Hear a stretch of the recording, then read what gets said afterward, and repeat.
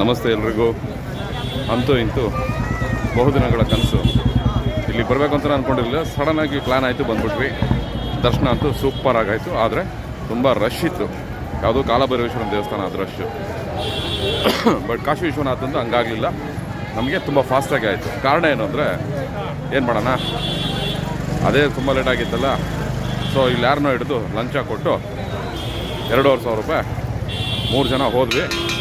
Just 1.5 ಗಂಟೆ ಟೈಮಲ್ಲಿ ದರ್ಶನ ಆಯಿತು. ಇಲ್ಲ ಅಂದಿದ್ರೆ ನಾವು ನಿಂತ್ಕೊಂಡಿದ್ದು 5:30ಗೆ. ಕಡಿಮೆ ಅಂದರು ಮಿನಿಮಮ್ 4 ಗಂಟೆ ರಾತ್ರಿ ಅಥವಾ 5 ಗಂಟೆ ರಾತ್ರಿ ದರ್ಶನ ಆಗಿರೋದು. 5 ಗಂಟೆ ನಿಂತ್ಕೊಂಡ್ವಿ, 6:30ಗೆ ದರ್ಶನ ಆಗೋಯ್ತು. ಯಾಕಂದರೆ ದುಡ್ಡು ಕೊಟ್ವಿ. ದುಡ್ಡು ಕೊಟ್ಟು ದರ್ಶನ ಮಾಡೋದು ತಪ್ಪು, ಆದರೆ ಅನಿವಾರ್ಯ ಆಗಿತ್ತು. ಯಾಕಂದರೆ ನಾವು ತುಂಬ ಟಯರ್ಡ್ ಆಗಿದ್ವಿ. 3 ದಿನ ನಿದ್ರೆ ಇದೆ ಜರ್ನಿ.